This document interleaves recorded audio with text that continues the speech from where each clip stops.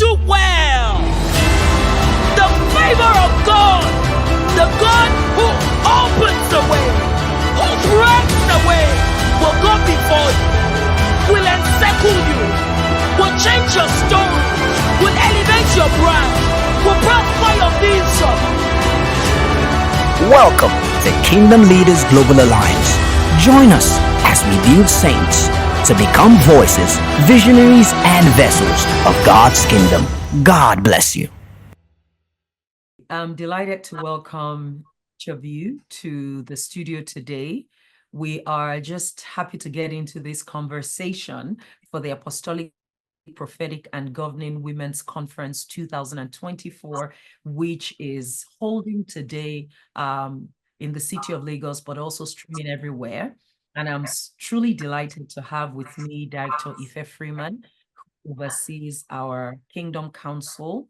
I've also got Director Buki Ogunwale, who oversees the Administration Directorate. I have Director Aonli Ngene, who oversees projects, and they're also the host of this conference as we're experiencing it today.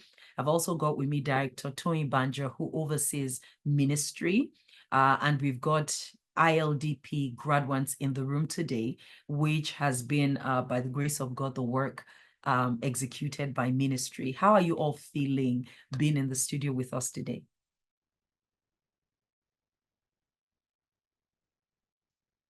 I feel very elated, very excited about what the Lord is set to do through this very particular panel session. And it's really excited to be also in the room with my fellow siblings and sisters, my own kindred. Thank you, Ma. Yeah, lovely.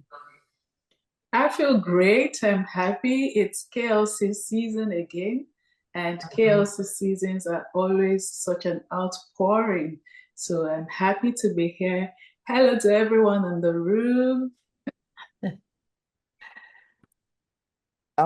On my end, I'm really excited. I feel really, really blessed and honored. First of all, the fact that God has entrusted us with this mandate is super incredible. And I think we're really, really blessed for it. I'm also excited to just sort of sit into the entire day and, listen to everyone whom God has sent to, instruct us in this season. I'm excited to learn. Yeah. Yes. Lovely. Yeah, I'm excited to be here. And like Director A has said, I'm also excited to lean into every single thing that is being said and take what is mine for the season, basically, because KLC always kickstarts a new season sort of in most of our lives. So it's almost like a, should I say, retuning, and it prepares us for the next year. So we've not started 2025, but I know it's going to prepare us. So I'm excited. I'm also excited to be here with the directors and yourself. Thank you. I love it. I love it. And, as I thought about getting into the studio, one of the things that really came to my heart was the power of seasons and how you just have to steward seasons well. Because we're in the studio, and there was a time in the life of the ministry where at least 4 of us could have been in a physical space together. And that is not even possible anymore. There was a time when we all could be in a physical room, and now we can't even do that. It's now luxury because everyone is or most of us are in just different parts of the world beyond Nigeria.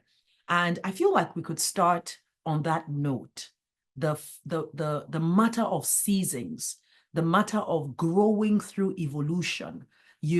What do you find striking in the journey that God has taken you through, being a part of KGA? For some of us, from the days of Deborah Divas, the days of Deborah Initiative, onto Deborah Kingdom Women Global Alliance, to Kingdom Leaders Global Alliance. What do you find as the most remarkable lessons of just growing with a ministry, because God put it in your heart to be a part of that work? I'll start with DBO, and then I'll go to Director Amonli, DTB, and then Director Ife. Thank you so much, Lidike, for that question. as you spoke about the days when we all used to be able to gather in the same room, nostalgia filled me. I could remember those days where we would spend an entire day together, strategizing, praying, and just having some really good sisterhood and all of that. And I think what I would say first, based on that, is when we find ourselves in a place where we are building from, you're joining at the early stage of ministry, you have to maximize what is available. Because like you said, now we are all in different parts of the world. We are all so busy, but our hearts are still so in tune. We're all so connected. And I can trace it back to the fact that God gave us that opportunity to have those, retreats. We would have retreats where we would go away so that we will talk ministry, we will plan, we will strategize for the year, but we will also talk personal, and we will be all up in each other's business and just, saying, so what are you going to do? And pushing each other and one another to say, okay, so what's the plan? What's the plan? And it has really helped all of us over time. My first solid experiences that sits very well with me when I remember my early days of being in KGA, DIW at the time, would be, just coming into spaces, rooms, where there were instances when there were even no microphones. We were not trying to use a microphone. It was just ladies hungry for God, knowing that there's more, and just praying. Every month, we would gather at Unilag, and those were defining moments. We would have a word for the month, and I would literally take that word. We would record the session, send it to people who were not in the room, and then everyone would go with the word. So what I would have would be maybe a page or two from the recordings and from being in the room. And then I will sit with it, and I will develop maybe another 3 pages or 2, even sometimes 4 or 5 pages of specifics. So if this month is for laughters, then I would start to develop and say, okay, so God, what does laughter look like for me in this month? And it pushed me into God incidences, God relationships, it pushed me into ministry, literally, because he was just building us as he was using us, even in our little capacity, to build a thing. He was actually building us as well. So for me, if you find yourself in a position where you are building, or you have to build from scratch, or join at the early stages, or even at any stages, because we have retained our small circles. So we have our families, we still have those sisterhoods, literally. We have the different departments and how they have become a family in themselves. And so from where you plug into the work, you find that, explore it, sit into it. We're still having our monthly sessions. It's even 3 days now, So I could go on and on, but I'm just going to stop here so that my sisters can take it on. Oh my God. So as we're building the work, God is building us. And at any point you get to be a part of something, make the most of it. That is so remarkable. Okay, who goes next? I do. So just layering on what DBO has said and how you summarized it. I think for me, my biggest lesson in terms of season would be, as you said, just maximizing every season.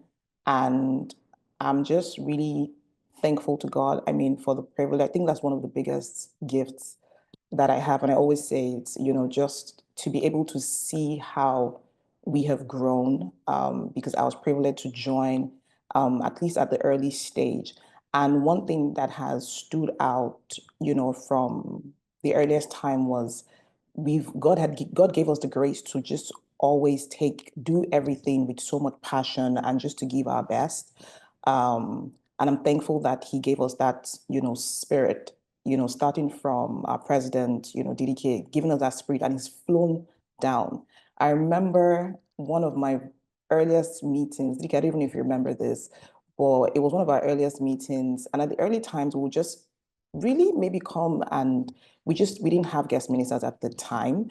We would come together, we would have confessions, we'd declare those confessions, and then we would pray, and that's really all we'll do. And I think it was one of my first meetings, and we had come, and after the meeting, DDK, she came and she was just like, people came late, and she was just, like, why would you guys, come late? She was talking with so much passion, and then she started crying. And I remember I was just looking, I'm like, okay, like, is it that serious? She was crying, and I was just like, okay, but it was a mind shift for me. And I left that meeting saying, okay, this is not just, it's serious business. This is God's work. I have to change my attitude, towards it. And yeah, that was it for me. Like, I was like, I would never come late again. Like this, Joe, I don't have to be crying. I would never do this again. I'm going to show up on time. I'm going to, do what needs to be done. And that same spirit has just flown through everything that we've done. Like we spoke about, the days at Unilag, and don't hear Unilag and think it sounds fancy. Like we were literally praying under a tree, basically, like under a tree. Even though we give it a fancy name, Hilltop, but we were literally coming out in the open and praying under a tree in the open. And we would pray, record those prayers, and we were consistent. People would take time off work and all of that. And every moment as we've grown, I think for me, it's just maximize the season, because you don't know how long it's going to last. God is the one who has like the overall perspective. We don't, but with every season, he works with, how much we kind of put in, right? What comes to mind is if you look at David, for example, David had his seasons. In his lowest season, when he was like a refugee, for lack of a better word, and he was out in the field, homeless, he actually raised an army in that season. Who would have thought? Like in that season, he raised an army, right? You would have thought it would be when he's like the king and all, but in his lowest season, he used it so much, right? And he raised an army. In fact, if you read, First Samuel, when he ran to the Philistines and was staying with the king of Gath, he said during the time he would go and raid places, burn them down, and then he was distributing the spoils to the elders of Israel all around. So he was building alliances, doing all those things as a refugee. So, I mean, it was kind of easy when it was time for him to take over the throne, because he had built alliances. He didn't become like a castaway in his refugee season. He still sought to make the most of it, build connections, relationships where it mattered, of course, with the leading of God. But I mean, we can only do so much with how much God is ready to give us everything that we need, but we also have to be ready to make the most as he leads us, right? So for me, it's just maximize every season that you find yourself in. Thank you so much, Director A. You just really took us on a tangent, with those spirit-inspired insights. Just again, riding on the things shared by Director Buki and Director A. What just came to mind when PDDK asked this question was looking at our trajectory as an institution, as a ministry. One key lesson that stands out is the fact that DDK never despised our seasons. We're here talking about the seasons of little beginnings, the seasons where we were not in the spotlight. DDK was not in the spotlight at that time. At that time, DDK, was growing a young family. Many things were just in their formative spaces for her personally. But the power of consistency and not despising our season.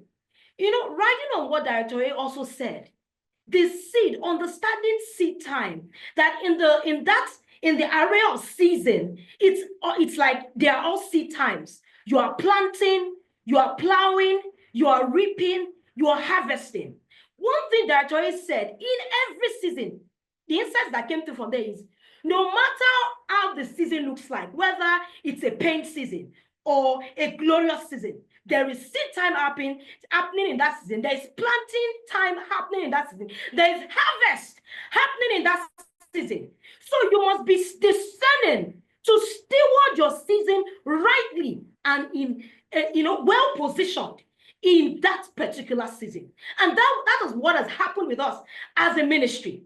Really understanding our seeds, understanding how to plant, how to plow, and how to harvest, even in those seasons that look like it wasn't glamorous. We were sometimes going to National Stadium, praying under trees, not sometimes, most times, on a monthly basis. It wasn't glamorous. DDK would ride in a RAV4 back then. The RAV4 wasn't RAV4ing, right? And people didn't know that. Now you're seeing PDDK, and it looks like she's a matriarch, an apostolic matriarch. But it took a process. In all of this, we never despised the process of showing up, of planting the seeds in each of those seasons, plowing, stewarding those seed times, and even harvesting what was coming through in those seasons, and not despising the harvest as being too little, as not being too great to showcase. Those are the things. That's as an institution. And for me, I can also take it home personally, because that's what has happened. How I've become is just showing up in service and serving wholeheartedly. This has been the same story of all of our directors and leaders. As we show up, Director Buki is here. The assignment, the vision, she's stewarding. The assignment, same thing, Director Ife is stewarding. The assignment, I'm stewarding. All came in the process of showing up and serving and stewarding that which the Lord had planted and handed to us wholeheartedly, and as powered by the Spirit, knowing that as we show up, we are powered by grace and we're being propelled. Okay, now, wow.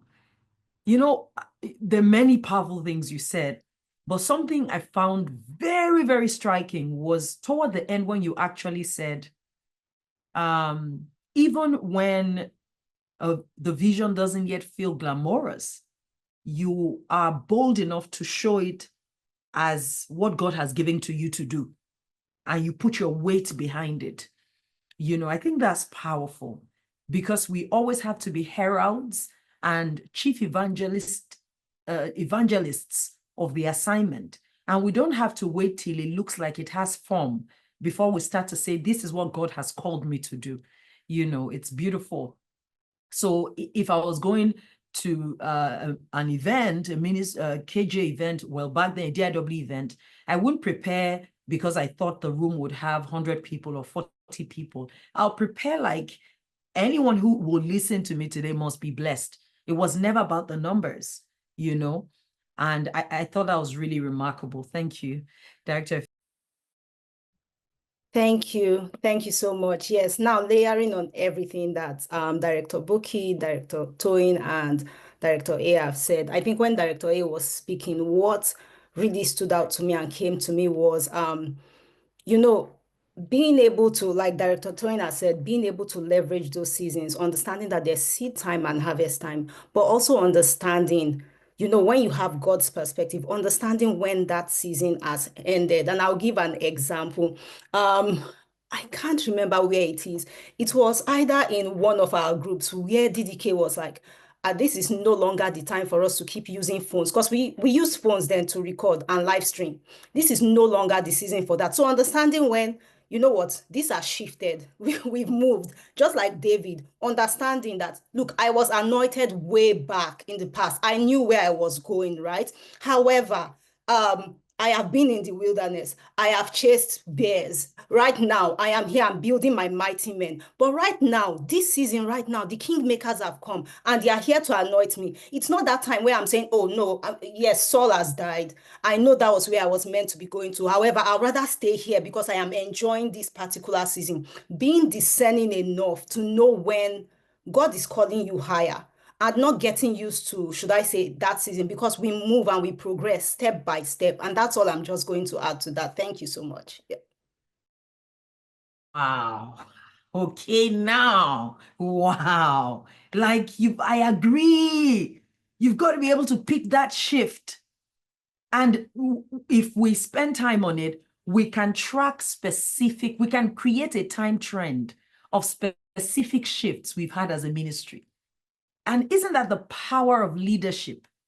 That you've got to be able to say, this is what God is double clicking on now, and insist on it. You see this, and that's what we do even within our directorates, where a time comes, it feels like you're being hard on your people, but you're saying, no, we can't play at this level anymore. It's shifted. You remember how we got into, would that be maybe some 2-3 years ago, Director Anwuli, and it became clear to us, we now need to partner with a ministry and have a venue consistently. It became distracting to always be looking for a venue, another for every meeting, and just picking those shifts. The moment you turn in that direction, it initially looks like it's too big for you to feel, but then the grace of God and the resources of heaven comes when you respond to say, this thing has shifted, and this is where we're going next. I think that was really powerful. Okay, I want to go straight on into a question I get asked a lot. And for a long time, until maybe like 2019, I would always be so confused about, is there anything we're doing that different? Like, isn't this how anyone called to ministry, leads ministry? And the question is always around, how have you built this kind of remarkable system that has effectiveness, impact, and is legacy driven? And how have you stayed drama free? How are you leading women and leading with women, and you're just getting the work done and moving on? What have you found, from your own duty post, from observing our leadership model, from observing our formations and the way that we execute divine vision? What are the germs that we can pass on to other women in ministry at the conference today who feel like their central mandate will be executed through ministry, that can help them, bypass the hurdles and the distractions? What has helped us build the kind of systems we've built? What has kept us really impactful, made us effective, and moved us into such global prominence while staying really cutting edge with the work God has given us? What is it about our leadership? What is it about our vision casting? What is it about, the core message, the way we rally the people, our formations? What have you found, especially from the placement that you have as a, senior leader in the ministry, that are the principles that have gotten us where we have gotten as a ministry? So I would start with Director A, on to Director Buki, on to Director Ife, and then Director Toyin. Okay, I think for me, the summary of it has just been knowing that this is God's business, it's his work. And from the moment that I joined, DDK is a set man over the house, but she's always made it very clear that this is God's business and we're just stewarding his work. So I think that mindset has helped, because even for her, it's never been about her. So we always, at senior leadership level, we've had the privilege of seeing how she leads, and she leads from a place of always inquiring.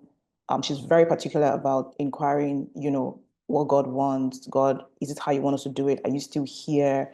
Should we still be doing this and all of that? So for us, I think that's been the foundation. And I mean, I don't, if I'm ever, if I'm ever going to, you know, be like in ministry, even though like life is ministry, but like conventional ministry as we see it, that's the model that I've been handed down. Like, I don't see any other way. It's just always following the Lord every step by step to say, are we doing this right? And we're not afraid to make U-turns when we see that this is not exactly how I said it's supposed to be.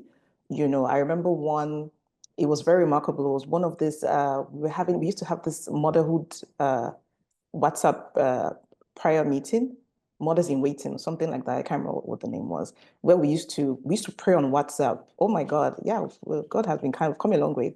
And so we used to have this WhatsApp prayer meetings, you know, where we'll be typing and all of that. And I think it was a maybe 3-day or 2-day program. I don't recall, but Bridget had come on the first day and she had, you know, said some things and made some declarations and all. And the second day, she actually came back and said, you know what? The Lord said, no, you didn't represent me well. That was not what I wanted to say to my daughters. I think she had said, you know, praying for women and saying maybe something like, oh, even if someone is saying, God, even if you don't want to give me a child, it's fine, it's okay. And she came back to say, no, God was like, no, that's, you've misrepresented me. I'm not saying, I wouldn't say if you don't want to give me a child, I want to give them children, you know, so go back and correct, you know, what you have said. And I felt like that was it took a lot of humility, but it also shows that it would have been easier for her because I'm just an errand girl. Like it's God's thing. It's not me. So I don't have anything at stake. My reputation is not at stake or anything because it's not me, right? I'm just a mouthpiece. I'm just an errand girl, right? So I think that is what has worked for us in KGA, just really building to pattern, building, you know, even when we're going to pivot, right, for the name change, PDK has shared with us, but she still spent time like in prayer till I don't know if people know that this logo wasn't like a creative art, we didn't outsource it. Like it wasn't like, give us a logo. No, like she drew the logo, God gave it to her. And everything, there's a significance behind everything. Everything has a meaning. So it's that intentional. And even when we're going to then, you know, go from when God promoted us from just being a women's ministry to now having like global leaders with men, right? It was a process. She spent time praying, checking with mentors, you know, is it the right time? Are we good? And all of that. Very, very intentional, right? And then we had that transition step by step. So I think for us, it's really just been following the Father as he leads. That's the summary for me. So amazing. Thank you, Director A. You took us back again to the WhatsApp groups and, you know, the prayers. Oh, those were the days. Oh, goodness. Like in seconds, you can have like 1,000 chats and people are just praying and you can know that everybody's plugged in. And even the prophetic was still strong even at the time because prophetic words will still be flowing. I remember, I think someone that I had sent a link to and they joined. And after the prayers, the person called me and her voice was shaking. And she says, this person that was just described was me. And Didike was very specific that, oh, you're sitting in this part of your room and you're doing this and doing that. And God says that he sees you, you had been this and is rewarding you for that. And she was shaking because she felt seen and she felt heard. And I mean, today she's carrying a miracle. So it's, God is really amazing. On to just layering over what Director A had shared with us about, you know, just the structures must be in place. We must do the work excellently. We have to do the work excellently. It is the Father's work. So one of the things that has helped me from where I stand is the fact that you are never unclear about your role in the assignment. That is always so clear. Didike would have the meetings and the sessions where she's sharing and saying, this is how you can plug in. And even till now, we're still doing it. So you would see that if you're in the families, for instance, we would send daily shadows and say, this is what we are posting today. We've written it out for you. You go put it on your platform. You go put your picture on this poster. So you cannot be confused and say, I want to serve, but I don't know how to serve. No, as you're coming in, you are clear. This is the whole picture, and this is how you can fit in. This is where God wants you. And then if you take that and you just run with your part, everybody else is running with their part, then when we come together, everything is a whole. Everything is a beautiful whole, because everyone's zoned out of everybody else's business and went to do their own part and did it excellently. So I think for me, that has been a defining factor of how we have, been grown by God to come to this place. So one of the other things that I would always say is, when you receive from God, you must know that between the point of receiving and the point of seeing what He showed you on your knees in real life, there's work that must be done. There's things that must be put in place. So it's not we go sit, we go relax, and we keep praying and we wait for it to happen. It's not going to automatically be manufactured. God is not magic. He's not a magician. You are going to have to walk out your salvation with fear and trembling. You're going to have to prayerfully, bring birth. I think that's just the word. You have to birth what has been placed in your hands, what has been placed in your heart. And I remember that, again, we've been taught this over and over. God said it, I believe it, that settles it. If you have been with us for long, you know that this is one of our favorite things that she would say back then. No, that doesn't settle it. You got to work it. You got to work it. So if you're a woman in ministry, you're a woman just serving God, whether you're leading the ministry or you are part of a ministry, excellence at all times. Do it the way you would do any other thing that God has handed over to you. Then the second one, don't sit. If you're hearer and doers of my word, then you will reap the fruit of it. So prioritize also not just being a hearer, but being a doer. You go do it. The third thing that I would say before I move it to my sister is this. How you do everything is actually, how you do one thing is how you do everything, whether you like it or not. So whatever is flowing from the head is what you're seeing. So for instance, you can say directors are fortunate, they interact with DDK personally on a personal level. No, if you're interacting with your director, then know that the spirit that is passed from the top is coming directly to you. So you can say, oh, I love DDK. She's not pushful. She doesn't stress us to do the work. But you see my director or my deputy director or my family leader, they're just always pushing. Oh, really, really, really, really? You just go get the work done. That's all I have to say to you.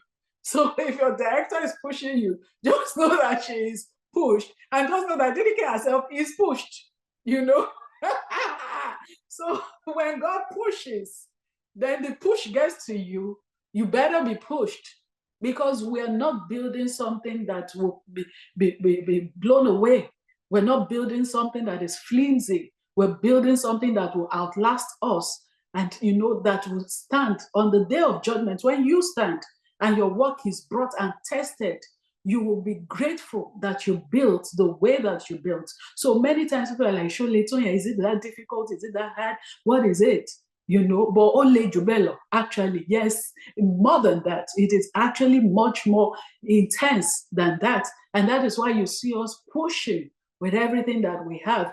And, some of us are calm, some of us shout, some of us, it looks like we can say everything that is in our mouth, but you will find the same intensity when it comes to us pushing to get the work done. So how you do one thing is how you do everything. If you see yourself and you're like, I really like how KGA is pushing and getting the work done. I wish that my ministry people, the people that are following me, the people that have said they want to do the work with me, I wish they're pushing as well. Go check yourself.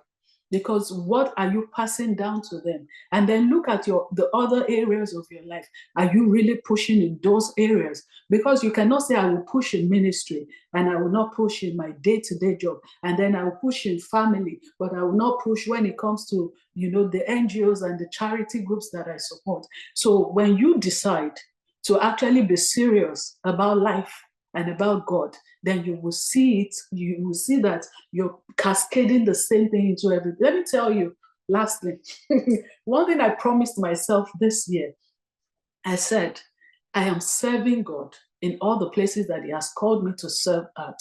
And I'm going to show up 100%. But one thing that I'm also going to mostly prioritize is that I'm going to show up for myself in what I know that He has personally called me to do. So it's been a busy one, an intensely busy one. And so I had said to myself that I can't record anything. As of last night, I can't record anything because I'm tired. And then I remembered the promise I made to myself that I am going to show up, because you will show up for yourself in the assignments that have been handed over to you. So guess what? At 11 p.m., I did my makeup, got dressed, and recorded an hour and a half of a session that I knew I had to turn in. So you go turn up, you go show up for yourself, show up for God in every area, and you'll find that not just ministry, but every other area is going to become easy for you. Thank you, and I'm handing it off to my director. Okay, thank you so much. Yeah, thank you so much, DBO. I would leverage on what DBO just said regarding, the way you show up. But let me start from how DDK casts the vision. You understand? Like, it's quite important. Most of the times when I look at team members, like team members within KGA, or that, in everything, not just, let me not even keep it to KGA. What I learned, a key thing I learned from working with DDK is that when purpose, and I repeat it, she's not the one that said it, when purpose of a thing is not known, abuse is inevitable. So most of the times, if I don't understand how I fit into that vision, my part in it, then that's when I will not carry it the way I am meant to carry it. And I applied that across, and there's this thing that DDK talks about, transferable wisdom, right? I realized that when I was in KGA, I was effective, I was impactful. But when it came to my workplace, it just felt like, what's going on? So I had to go back to the drawing board to ask myself, what's the vision here? Because DDK will cast the vision and let you know what your role is. And it's not just about your role. Even when it comes to the ministry events that God has called us to do, she tells you what God is showing her. And then you can pick. I want to say you can pick your own, but you pick what is yours, run with it, and then execute it. So when I look at our impact and longevity, I can put it to two things. I can put it to the vision and understanding your role there, then understanding how you are meant to run with it, how you are meant to carry it. You can't be overwhelmed whilst carrying it, because you know what? If you're overwhelmed, it means that you're not carrying it the way you are meant to carry it. Something is wrong, something is off, because there are those times that you know what the vision is, but you're carrying it in a way that you shouldn't. You're not carrying it according to the blueprint, basically that. So when I look at teams and I look at people, I are not, should I say, executing as you should, I call myself back and say, stop, let me remind you of the purpose behind this. Let me remind you of the vision. My leader has casted the vision. So I need to remind you, in case you do not know, that this is the vision. This is what we are working. This is what we are working towards. That's the bigger picture. That's why I am pushing you. That's why I'm requesting this. That's why I'm asking for excellence. Because the fact that we are a ministry does not mean that we should be shoddy. We've been called to be the light of the world. You can't be the light of the world if you are just sitting back and doing things like it's business as usual. You have to understand that the light stands out. Light chases away darkness. So wherever I am going to shine that light. And like DBO was saying, it's not just about the way I run when I understand what my role is, because even when I was SecGen, I understood what my role was. I didn't see it as much as, yes, there was a lot going on. I understood what it was. And then I'll go back to God and say, God, the architecture for this, how to carry this effectively, show me. I don't want to carry it in a way whereby I am, as I'm carrying it, I'm stressing myself and I'm stressing everybody around me. Everybody that comes to me, I'm stressing them. No, I want to carry it effectively, the way you've called me to carry it, the way that I can see my leader has said, this is what my role is. I want to be able to do it to your glory, because Director Buki was my director. She would always remind you that God rewards you. He owes no man. So when we are asking you to, should I say, when the people are being asked to do what they are meant to do, where you should plug in, you need to remember that you are part of an army. This is your formation. And it's not about whether I'm being paid at work, so I'm showing up better at work because I get this amount at work. I understand who my father is. The same father that has called me into ministry is the same father who has called me to shine the light in my workplace and in my sphere of influence. And because I understand what that vision is and why I'm here, I understand why my heart, should I say, led me to KGA in the first place. Then I understand why I said yes to leadership. Then I understand what my role is within the big picture. Then I will definitely run with it well. But if I feel like it's now getting too much, then I go back to my father and say, God, what's the architecture? How can I do this effectively? And that's where I would cap it. Thank you so much. Thank you so much, my director. So many powerful insights, really pragmatic and experiential insights shared from all of my directors. So I'll write on everything they have shared, and I will share about 2 or 3 points. So for me, what has instructed or guided us or led us to build for effectiveness, impact, and longevity has been along 3 things that I've observed. The first is we are so big on discipleship. We are so big on discipleship. And I have seen our set man, PDDK, leverage the power of discipleship, not from today, but since inception of this vision. And we saw this in how even the family systems came about, how even most of the directorates came about or were birthed, just riding on the principle of spiritual discipleship. And she cascaded this vision even into the family systems, ensuring that that spirit of discipleship, rings through all across, the system as a whole. So that's one. The second is, the power of intercession. I have seen PDDK, when she receives a vision, right? We don't just run with it. She would call a meeting, call our leaders, call people, call ministry support, call ministry, call everybody, and decree, call the KGA intercessory team, and ensure everyone begins to pray. And in a way, when we started this from inception, in a very unstructured way, now we have systemized it. There is an intercessory team that runs corporately for our internal and external events. There's the ministry support that powers, intercessions for DDK, just undergirding the fact that we understand the import of intercession and we don't joke with it. We have seen the power of intercession literally deliver us, even when with all of our, I don't want to say, I would say all of our ministrations, because they are not events in a way, they are ministrations. All of the ministrations, literally we have seen that what the power of intercession has worked out.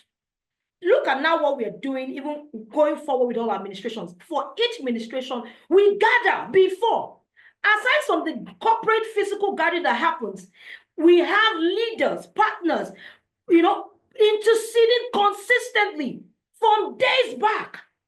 So my siblings, brothers and sisters who are seated in the room today, you didn't just come here. We pulled you in by the power of intercession, right?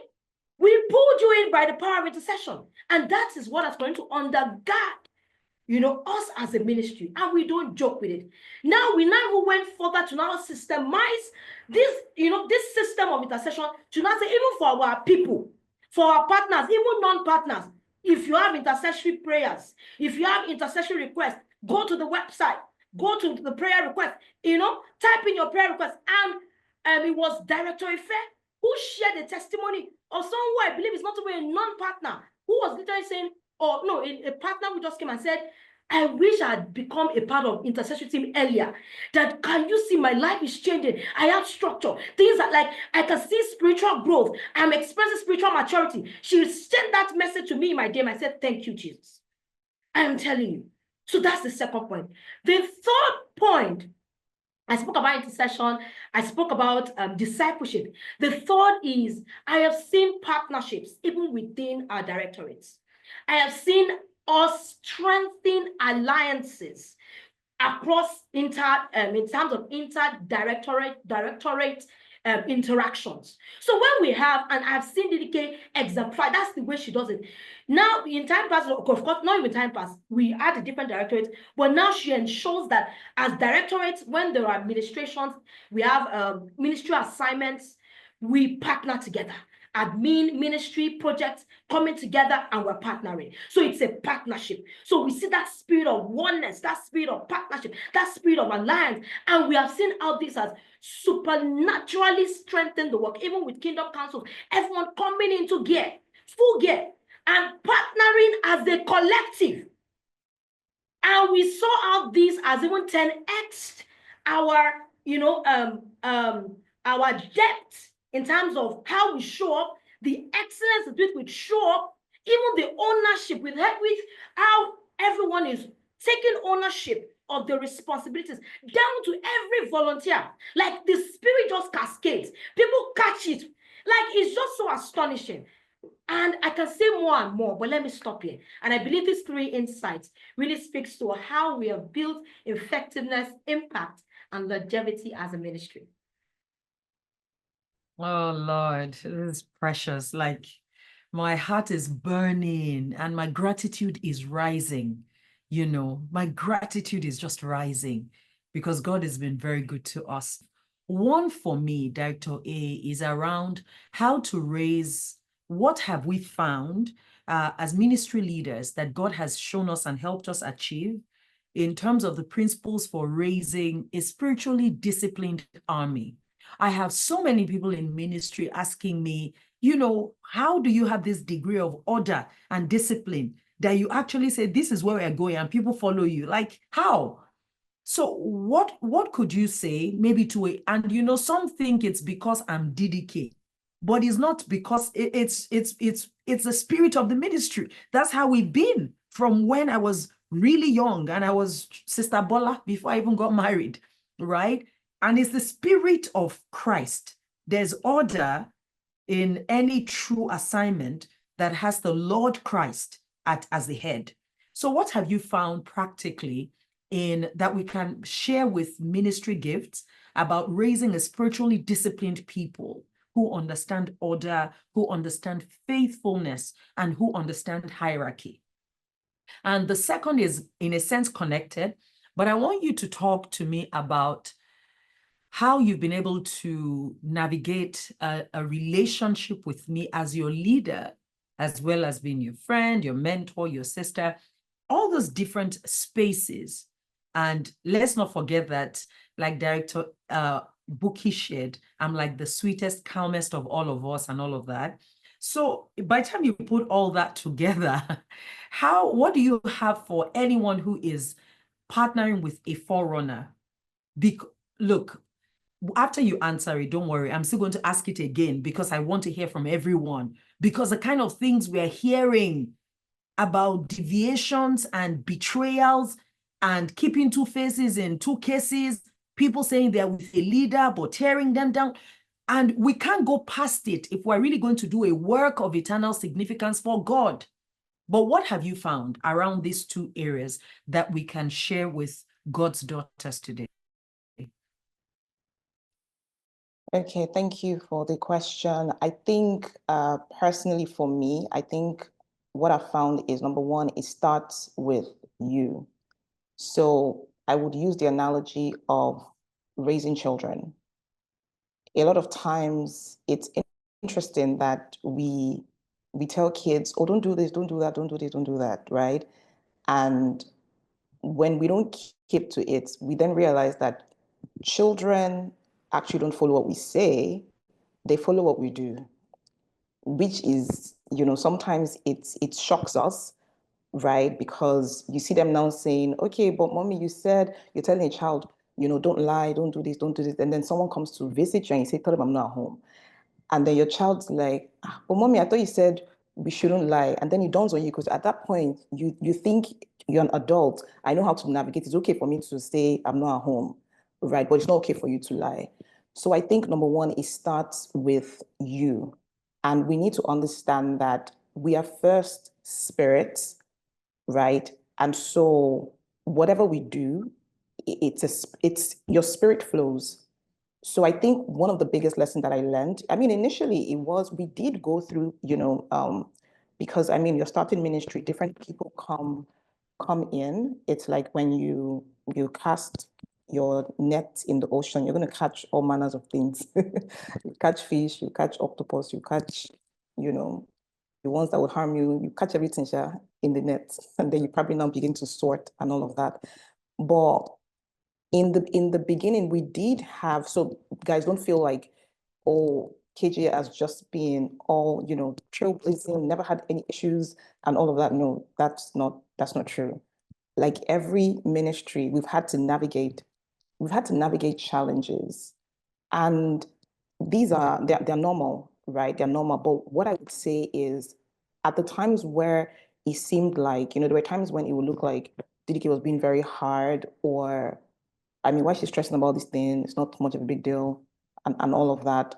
But she would always say that you have to catch some things, like you have to catch the spirit of the house. She would emphasize on the spirit of the house. And in paying attention, right, I then, for me personally, began to see that, okay, I think it was easy for me to be able to follow, because I could see that she was living out what she was saying, basically. So whether in terms of,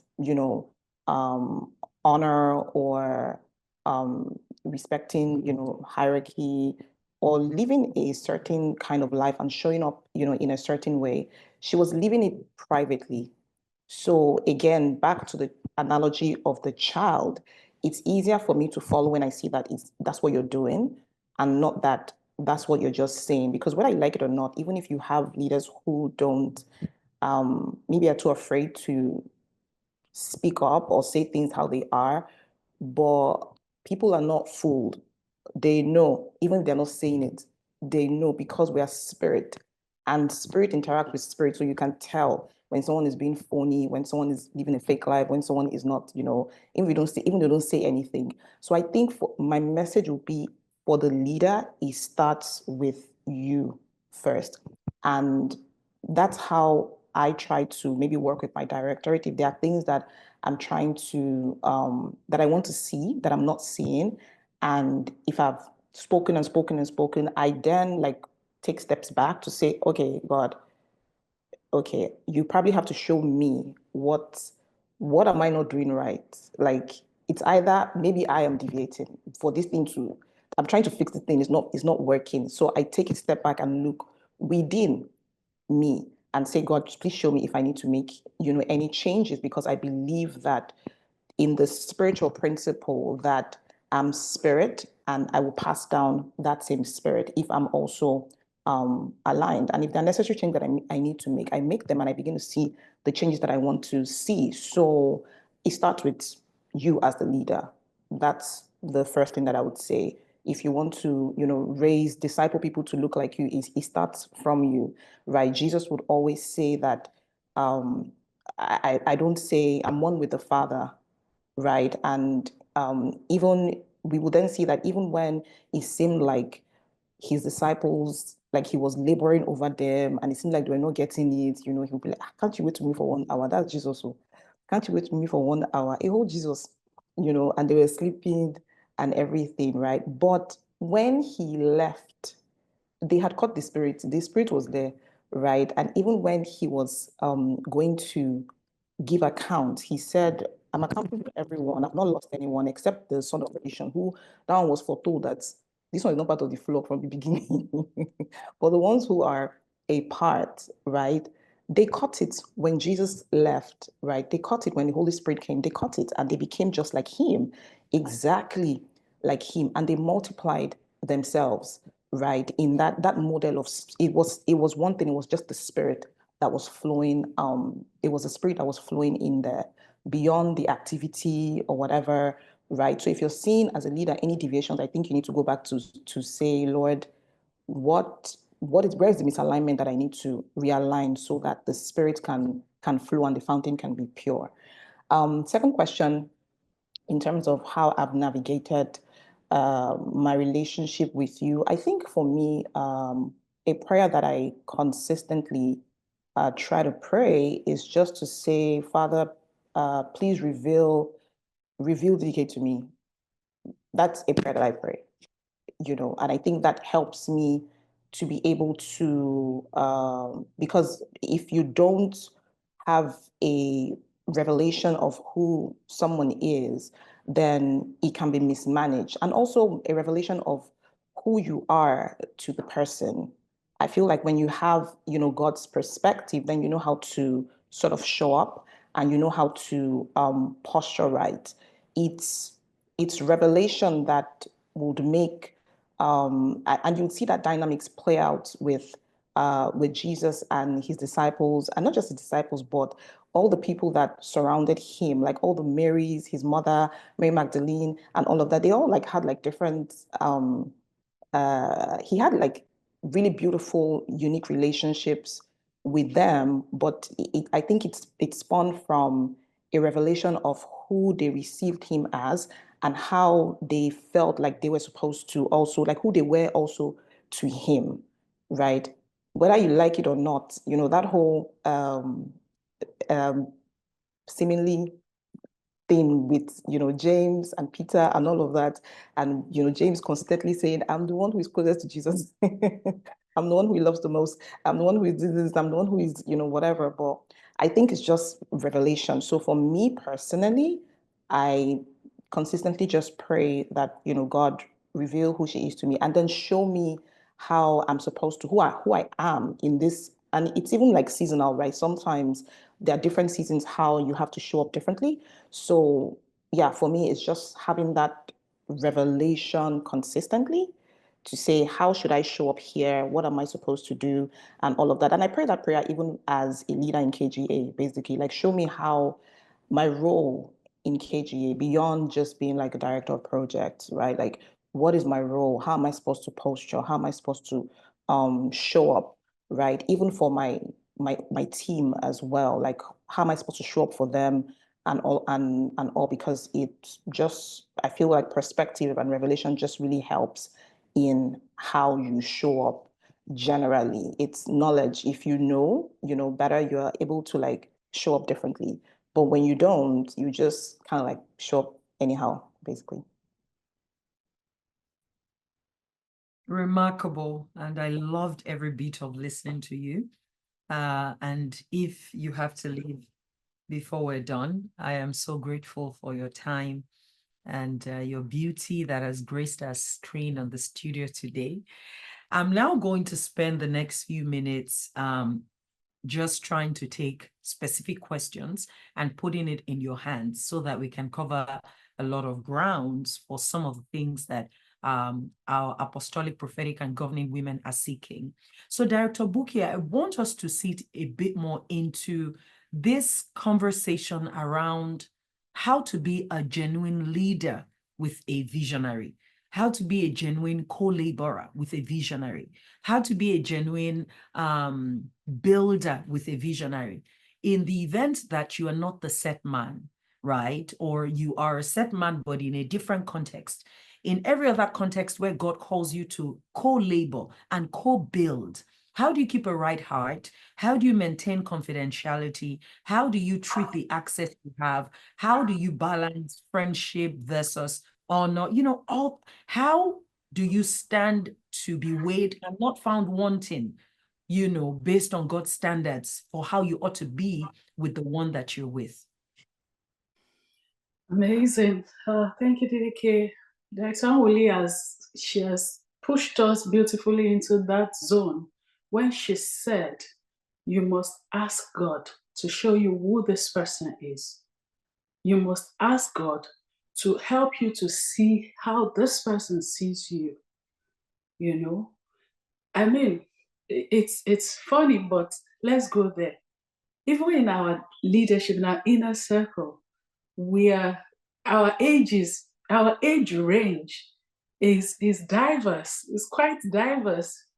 But there's a way that we all see ourselves as siblings, as co-workers. So for instance, if a fellow director needs something from my directorate, it's not an issue of, age or this or that. No, at this point, there's a work that needs to be done, and it is your team that needs to do it, and vice versa, So I think that we need to sit into that, who am I? First, when you know who you are, you will fit into the relationships that he has brought your way without having any form of, I'm older, I'm younger, or if God had given me a vision too, or if just different things that people get caught up in and start drama. So first off, saying, God, who am I? What have you called me to do? How have you called me to show up in the different areas that you have called me to show up in? Because we could say, fine, this is who I am, this is who God has called me to. Oh, I'm a prophetic person, and God has called me to be a prophetic person. So when I show up in church, I'm a prophetic person. When I show up in KGA, I'm a prophetic person. When I show up at work, we could say all of that.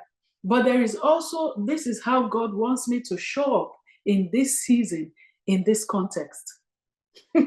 So there are things that you can't push. There are things that you must push based on what he has shown you that you are to position, how he has shown you to show up. So we really, really need to sit with the Holy Spirit and let him show us clearly defined, perspectives for each of the areas. God is going to call you to show up in many ways. So there will be context where everybody is looking up to you and saying, wow. But there will also be context where you are looking up to everybody and saying, wow. People will come to me and say, oh, I saw you in my dreams. And, they will say what they saw and all of that. And I will just smile because, yes, me too, I'm seeing some people in my dreams now. So he's going to send who he's going to send to you, and he's going to send you to who he's going to send you to. And we must be okay with it. I must be okay with getting into the context where he has told me you are a follower in this context, and to follow without trying to go sit in front. And in the places where he says, go and sit in front, I must be able to position, adjust my crown and sit in front. I must just be very fluid with all of the relationships and interactions and networks that it brings my way. It is what is going to save us from, just not, when a person's identity is not sitting well, you can sense it. Actually, everybody can sense it because you're going to be looking confused. Are you here to serve? Are you here to lead? Can you tell us what you are here to? What is it? So we have to sit with the Holy Spirit and have those communications, those conversations that is going to help you, so that every time you are showing up in this context, you remember what is said to you about this person and you do it. I think for me, that has been what has really helped me, even in my relationship with DDK, honestly. From the days of when he said to me, look at my daughter Ademola. That's how he said it to me. I say it everywhere. He said, look at my daughter Ademola in prayer. And I was like, oh, okay. So I went and I checked, what is she doing? What are the things that she's doing? And I think it was just after you finished the first immerse 30 days. And then, there was also DIW. So when I found that, okay, those two things were what she was doing at the time, I plugged in. So I joined the second batch of Immerse and I joined DIW at the time. And I kept looking. And the very second thing, those two, I always layer them on each other. The very second thing that he said to me after a few months of just following and looking closely, he said, I will give you your own. That's what he said to me. And I was like, okay, my own, okay. Let's see what it looks like when you give me. I wasn't in a rush to know what my own was. I wasn't in a rush to have my own. Actually, I was just like, I'm gonna. And what birthed that desire when he said, look at my daughter, what birthed that desire was when I started to say, God, there must be more. Can we become serious? Can I become more serious with you? I know that I've been a funny, surface Christian. Can we go in deeper? That's what led to that initial, instruction that he gave me. So when he said, I will give you your own, I was just happy to follow. I was happy to learn. I was happy to plug in. And I don't know why I'm saying this story, but let me say it. The very next thing, I was driving home one day from church, and he said to me, Riran. And that's in Yoruba. And in English, it means seer. And it was said not into my inner ears. It was an audible voice. And I looked around like, I'm alone in this car. What? I just wrote it. It was the only thing on an entire page of my journal at the time because I didn't know what else to add to it. And then the very next few days, maybe a few days or a week, we came to Hilltop in Unilag under our tree. And Dinike was praying for everybody like she would usually do. And as she put her hands on my shoulder to pray for me, she started to pray and she said, for God has appointed for himself a seer in the land.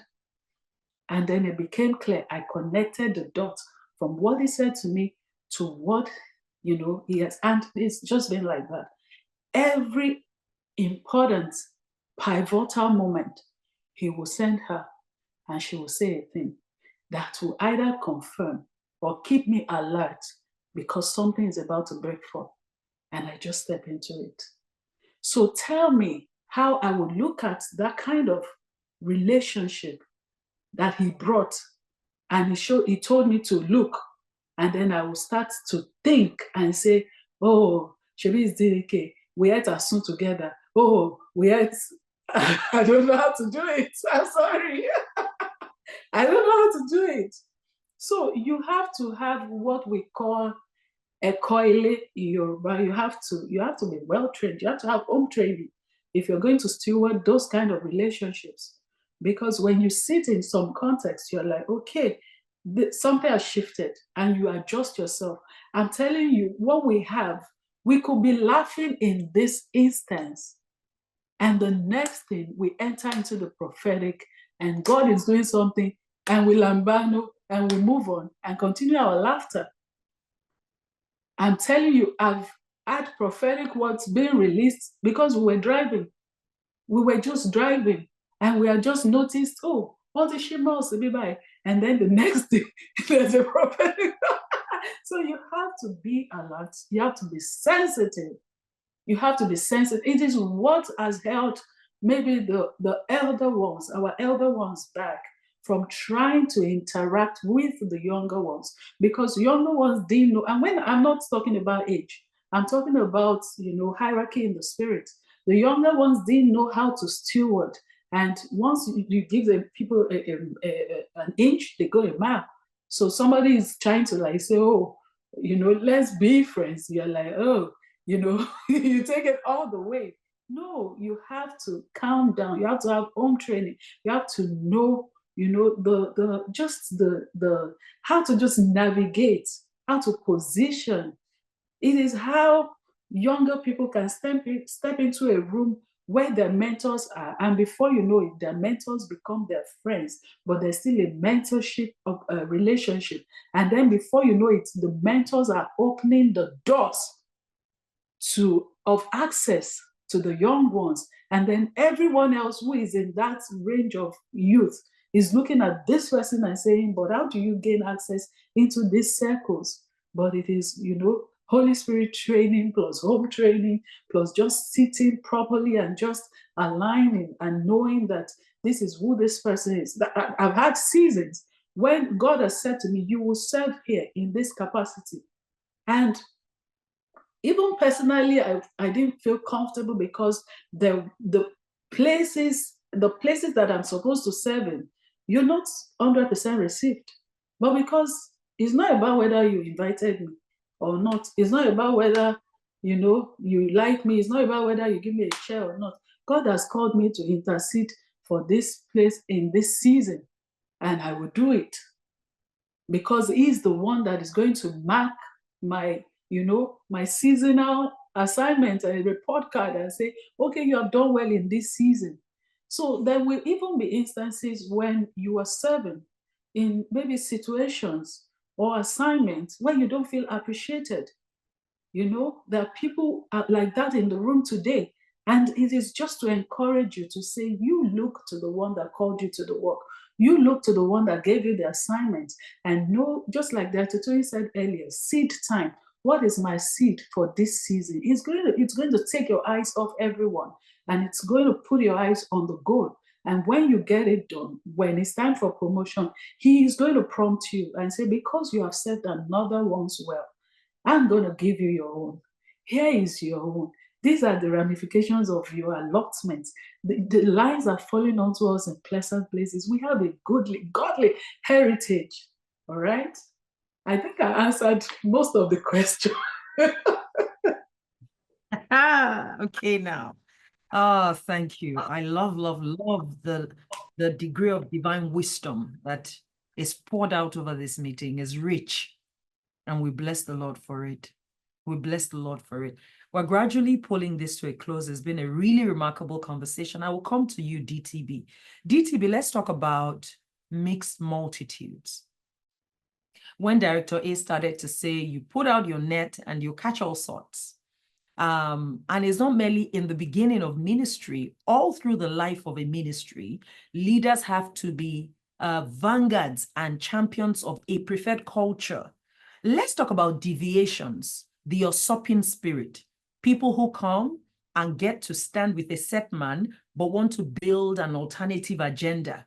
Do you see the usurping spirit, people who come, or the critical spirit, people who come and start to rally a committee of cynics and critics against the work? The pretentious spirit, people who say they are with the house and with the vision, but are taking confidential information, and turning it out, all these very carnal, sometimes demonic influences that naive ministry gifts don't know how to navigate, and it can be the end of something supernatural before it even really saw the light of day. What are the lessons and the principles God has taught us? And let's even talk about not merely those who are out to harm. Let's talk about those who are not out to harm, but whose carnality is standing in the way. There are people who have the right intentions, right? How do you find that balance between you've got the right intentions, you are deeply loved, but if we let this cancer spread, it's going to spoil a good thing. What have you found as principles that matter for leaders to be able to defend the territory that God has given to us? And how do we lovingly, with honor and care, as well as with the right scriptural principles, uphold the value system of the kingdom within a work and ensure that we're not overtaken by these anomalies that happen with a mixed multitude? Thank you very much, Mom, for that question. So just as Director A said, when you're catching the net, you're catching all sorts. It's a mixed multitude. And this does not just happen in the context of one ministry. It's not something that is special to one ministry. It's the order of day of any ministry starting out.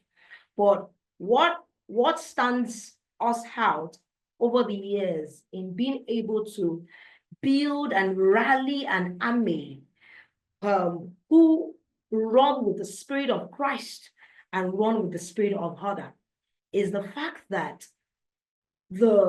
when there are situations or circumstances of such or context, and this question that PDDK has put right before us is not just in the context of maybe this has happened to us. It's really for those in the room who are probably either starting out or currently running ministry and are experiencing some of these scenario cases that she has painted. So, in the context of these scenario cases that she has highlighted, how do we address a context of the person it's on like unintentionally, deviating from the aligned spirit and vision over the house? One thing that I've come to find in by observation, not necessarily that this has happened to us, but just by how we are built, is the fact that everything, any discipline, any correction is taught generally. So what I'm trying to say first and foremost is when there are situations of maybe subtle misalignment, unintentional, misnormal, or misalignments, even when you even discern carnality or demonic flow, we don't go emotional. You don't go trying to attack the person. In those contexts, the first thing that I've come to observe that is done is we get to the place of prayer to carry out an investigation before God. What is truly happening, Lord? Lord, show me the true state of things, even with this exactly spiritual mapping. Show me the true state of things. What is truly happening in this context? What has given room for this infiltration? And immediately, when you go before the fire to inquire, it will answer. It will show. When that clarity comes and there is that clarity, there is that insight and discernment of what is truly happening, what the true state of things are, the next thing that happens is undergirding every decision, and I've observed this, is love and compassion, yet upholding the culture and the spirit of the house. Listen to what I said. Love, compassion, but with the intersection of upholding the vision that the Lord has handed and the culture. Because one thing about running an institution, if you don't guard, if you don't, baby and really nurture the culture over an organization or institution, before your very eyes, there will be infiltrations. So, as you are trying to correct and ensure an alignment, you're undergirding this with love, compassion, but yet still not beating down on the set culture and the vision the Lord has handed you. And that's the place of spiritual strategy. The next line is asking God for the spiritual strategy. Because in many cases, what happens is, it's not even the same spiritual strategy that you use to handle a particular case that is used for another case. You're going back every time when you see misnormals, misalignments, to ask, what is the spiritual strategy required for this? Sometimes it's a quiet, get into a quiet meeting with key leaders of the house with that person. Sometimes it's a private conversation. Sometimes it's hosting a general teaching session with the house and begin to teach the principles, teach the spirit. Again, not even reiterating the culture and the intricate values, that spiritual values that we hold dear. Scriptural values. You can see that I'm not saying values that the set man holds. It's not about a person. It's the kingdom business. The scriptural values that undergirds the institution. And you begin to teach it again. You begin to teach it again.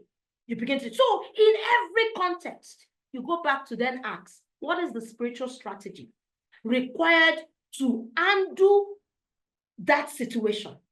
So in many cases, what people begin to do is they go emotional. They themselves now become carnal by beginning to pull leaders aside and doing cho-cho-cho. Doing cho-cho-cho, discussing the situation. When actually, it's not going about doing cho-cho-cho. And I must put out a caveat out there. The PDK is right here. My directors are here. When we convene, when we have our retreats, when we meet, we don't meet to discuss anybody's matter. We don't meet to discuss anything like sit down and say an agenda is set to now begin to, can you imagine this? That's not our culture. That culture, that vein of carnal culture is not found there. I can boldly say it. So in those contexts, the leaders themselves even now become carnal. They now begin to do cho, call one leader aside, begin to discuss, and begin to even become instruments of planting wrong perceptions in the hearts of those other leaders about the other person, when you could have gone to the Father to just become instruments of evil suggestions.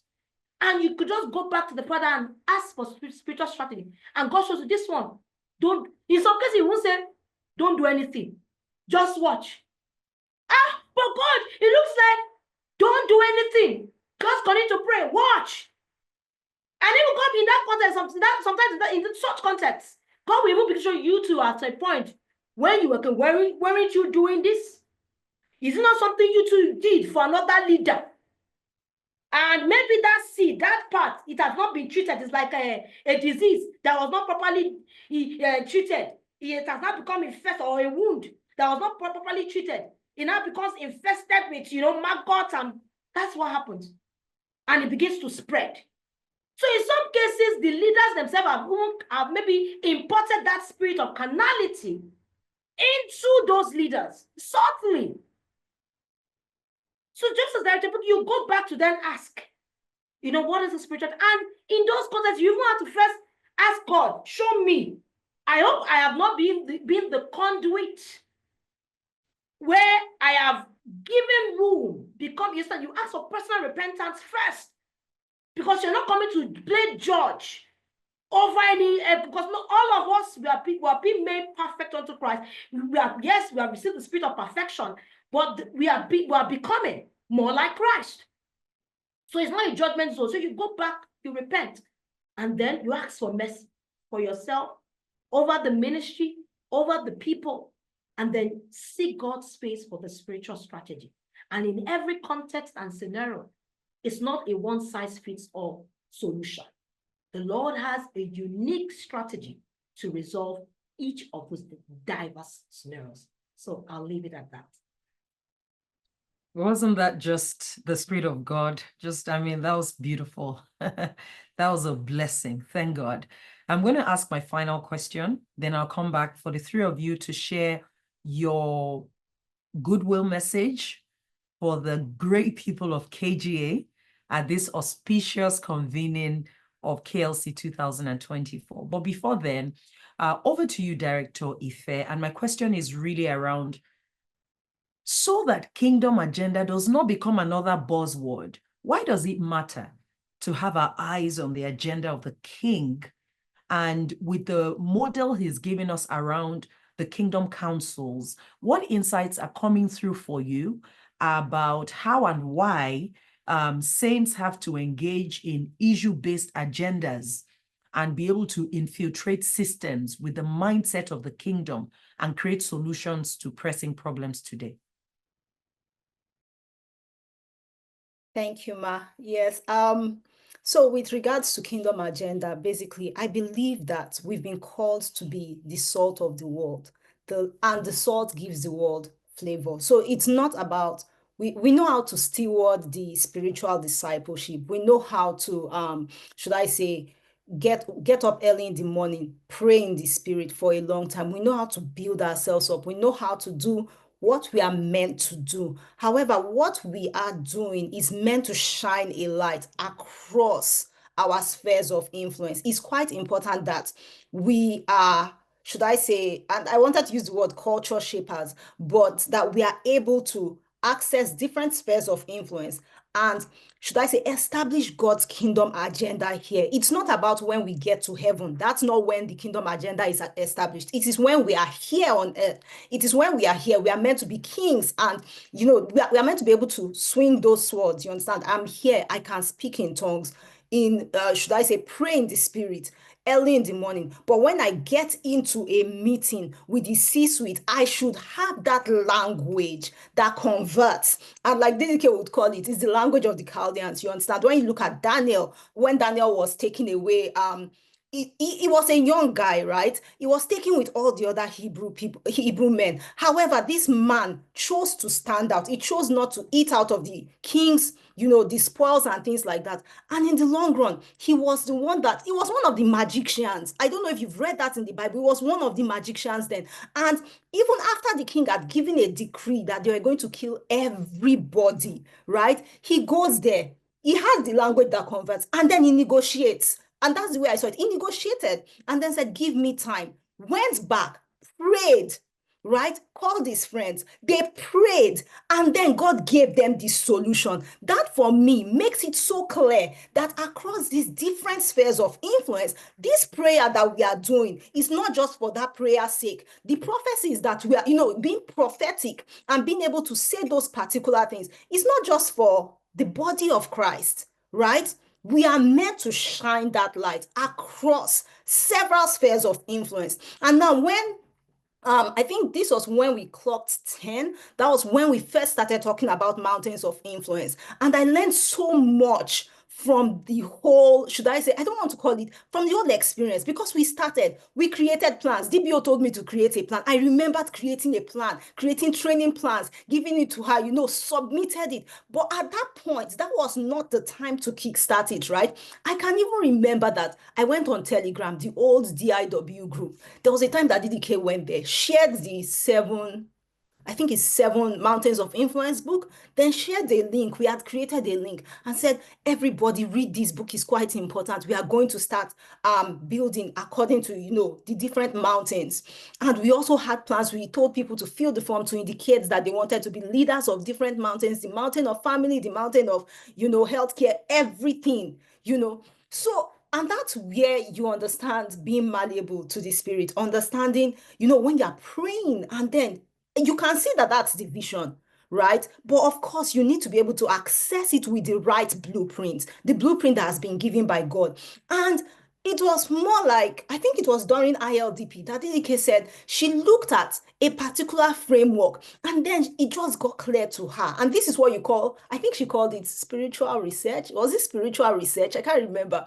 But she saw that framework and said, we should be gathered around agendas, not necessarily mountains. Now, imagine if we had started then. Although if we had started, DDK always says it, that is my father that said the masquerade should dance. I'm trying to remember the exact words. And I'm the one telling you that I've called the masquerade to dance. I'm the one telling you that the masquerade is not dancing anymore. So it is over. It's almost like I am subjective to God. So if God tells me, this is not the way, right? It is not the way. It's not the way to execute it. So she spoke about those agendas, and that was during ILDP, right? And that's why we are gathered around different agendas. Now, if you look at the agendas themselves, if you look at next generation discipleship, it has a flair of the mountain of family. It has a flair of the mountain of education, because we can also infiltrate that system. But of course, the agenda there is looking at how we disciple our children. In schools, they are discipling them, right? And also in church, we are looking, even us as parents, we are discipling them. So there's just that I want to call it like a wholesome approach to it by going via different spheres, different agendas, not spheres, right? Different agendas. So you look at, should I say, church planting, missions and ministry, and you can see that that's not just religion being a big thing. That's actually coming together based on this particular issue, and not just that issue, because that issue in itself is also wide. Now, being like the way I see the way we deployed it right now is God told Moses, you are going to lead these people into the promised land, right? He gave him that framework. I'm going to give you a land flowing with milk and honey. The question for me, every time I look at that, God had told him, he had led the Israelites out. When they got to the land, why did they not just attack it? You get, why didn't they just go ahead and just get it? But as kingdom leaders, as ministry people, we have to understand the importance of being dexterous. We have to understand the importance of surveying the land. You know, Joshua sent the men to the land. Of course, Moses first sent them and they didn't believe God's word, right? Meaning that it's not every time that you're actually in that boardroom or sitting with the policy people that things are going to be easy. But you need to be able to understand that God has given us the land. But that framework, we get it from the place of prayer, and then we convert it to being the people who are dexterous. We convert it. We know that, you know what, there are times that in order to convert this effectively, we need to get more education. We need to be trained in this particular way. We need to do a PhD. We are not just those people saying, hey, you know what, I'm going to pray in tongues every single time. No, we understand the importance of building ourselves in line with those specific agenda-based issues. Because what we want to do is more of something that carries weight. It's more of us going to King Nebuchadnezzar and telling him, this is what you dreamt about. This is what God is saying. And also being like Joseph and saying, this is the solution. It's not just that we are telling you that these are the issues. This is the solution. This is what we are meant to do. And you don't just, we get that in the place of the Spirit. But at the same time, intercession-driven strategies, right? We get that way. But at the same time, we also understand the importance of, should I say, sharpening our cutting edge. Sharpening our cutting edge. That is very important. And I will leave it at that. Yes. Thank you, ma'am. Ashte, you got me speaking in the Spirit. Kamizokosha, Lord. Yeah, it's time. It's time. Look at that relationship. We can show you your dream and we can tell you what to do on the account of this dream. So it's not merely just, it's intercession, intervention. You know, it's spirit and strategy. It's the prophetic and the pragmatic. That's remarkable. And thank God. And I pray that for especially our partners, you're going to desire to be deployed. If you're in a family system, you're going to have discipleship. But until you get into the councils, you may not have deployment. And if you have discipleship without deployment, you will get bored. You'll get bored because you're going to be so packed up with value, but you won't have an expression for it. Do you see? So we really believe that the kingdom councils are really an important part of our future, that those who receive also have something to give, and that it's not merely in our sitting capacity, but in our sending capacity. So the councils strengthen our sending capacity. You know, and to just give you a sense of that vision, imagine in the course of this decade where KGA is producing policies that are adopted into legal acts for Nigeria on specific arenas of industrial engagement, or a movie that goes viral and has millions of views, that is a nicely produced, you know, short film, but addresses critical issues of society, or a fashion runway that makes us wear our conviction and attacks the nudity oddity. Imagine a fashion runway in Paris, and we're the ones who have come together and executed this. Do you see? So, look at what God could do with us, just on the account of going out there and saying, we want to engage these systems. We want to engage these systems. So my faith is really high that great things are ahead of us. And thank you to you, my amazing leaders, for sharing today with me. What are your, closing words for our partners, especially, and for every woman who is at Apostolic, Prophetic, and Governing Women's Conference this year? I would allow you make a decision about how you want to go. Okay, so yes. I would say that, like I said at the beginning, I believe so much that KLC sets the tone, not just for, and when I said 2025, it was more like I was being myopic. Not that I'm not insulting myself, but I'm just saying it sets the tone for decades ahead. You need to be able to not just plug in today, plug in afterwards, and then determine what you are going to take from it. Action, take action. I think it was DBO that was saying it. Take action and understand. And I believe that this convention will make you understand what is the now coefficient of what God wants you to do, how you should be marshaled into the army. Because as you are marshalling others, especially if you are a woman in ministry, you also have to be marshaled, and you need to understand that. You need to understand your placement. You also need to understand that whilst you are leading an army, you are also within an army. And I want to believe that KLC is sharpening you for that, and that you understand what the now coefficient is, and you will run with it and execute it.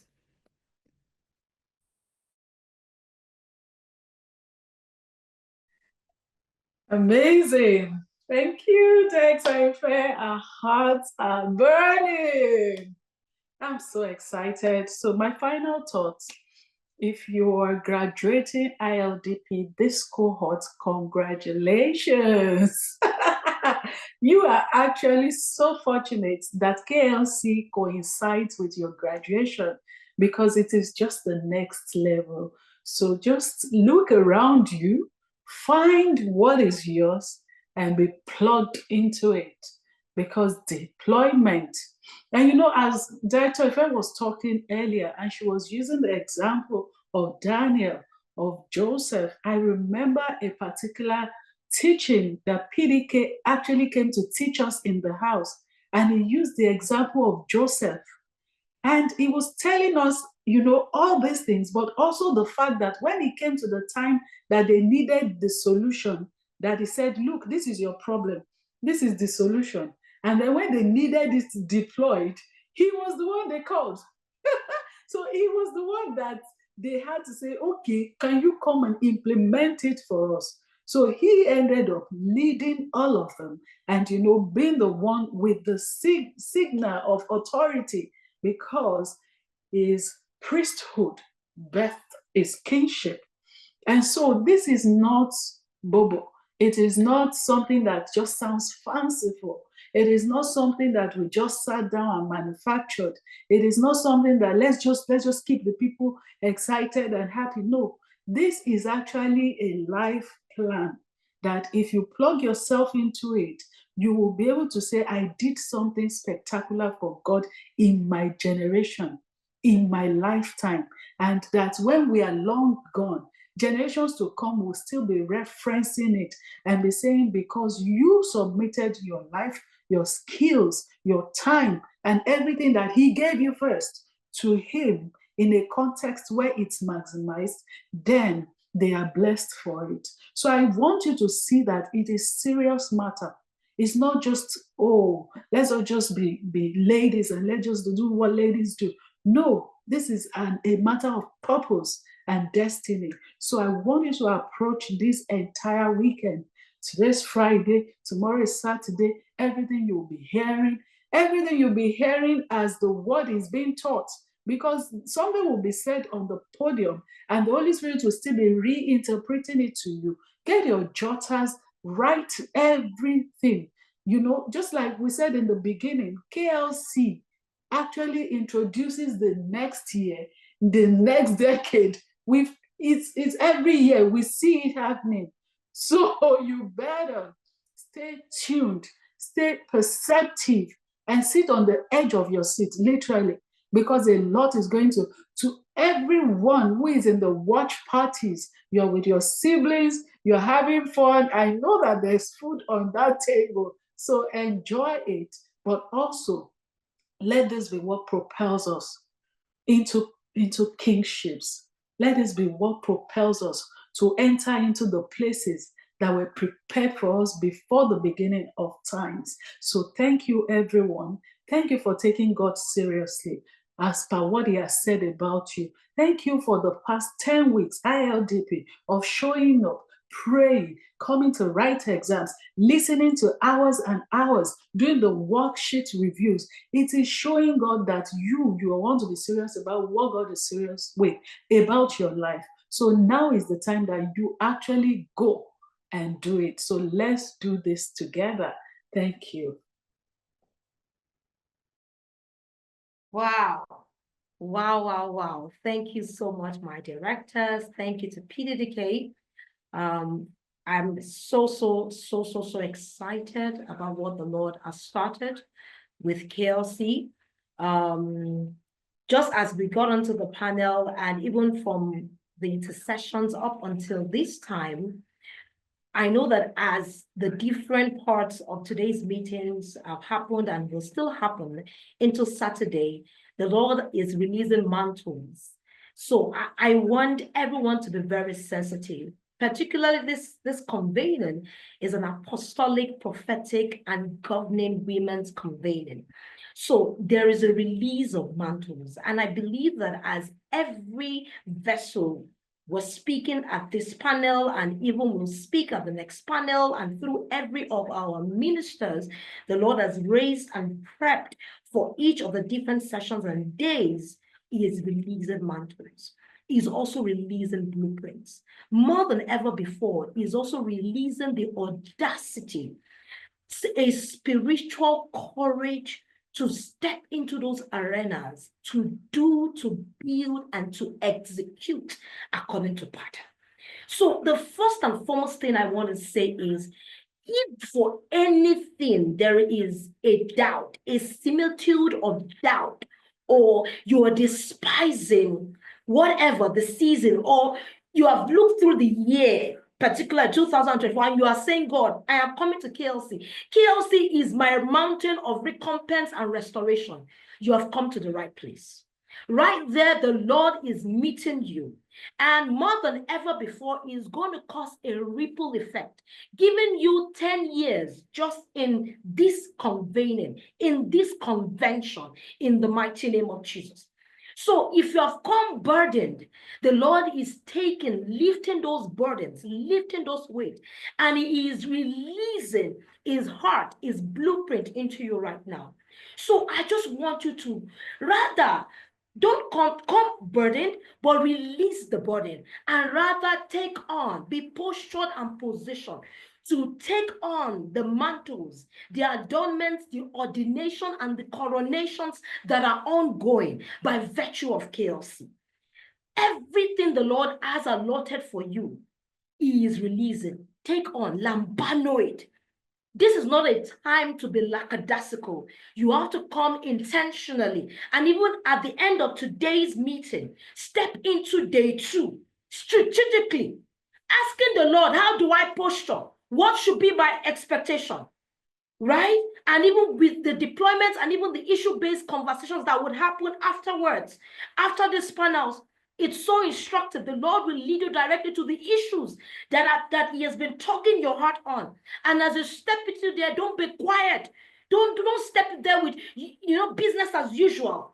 The Father's business requires haste. It requires an urgency. As you step into that, he has put a word in your spirit, because we're documenting all of the issues, the things that will be released. He's going to be speaking to his daughters and his sons through the different issue-based sessions that would happen. And even into day 2. And even for our ILDP graduates, come in there knowing that God is coming to send you forth. There will be an ordination, there will be a coronation. So come with that expectation and come with that posture. And indeed, the Lord has prepared a buffet for us. We are ready to feast. And I believe you are ready. Me, I've come with everything. I've come with everything. The banquet is set. The king's banquet has been made ready. And we're coming here. Oh, glory to God. What a precious time. And we thank our sweet Holy Spirit for just infiltrating the conversation with himself and even reaching us as individuals who were speaking, as ministers, just meeting us at the point of our own needs as well. My dearly beloved apostolic, prophetic, and governing women and the men who love them, thank you so much for being a part of this conversation. And may the Lord bless you. And we wish you a great rest of the convening, as well as congratulations to our ILDP graduates. And we'll see you tomorrow. Bye. Thank you for listening. We are sure you have been tremendously blessed. To connect with Kingdom Leaders Global Alliance, please visit our website, www.kingdomleadersglobal.org. Subscribe to our YouTube channel, Kingdom Leaders Global Alliance, for our video resources, and follow us on Instagram, Facebook, and Twitter at Kingdom Leaders Global. God bless you.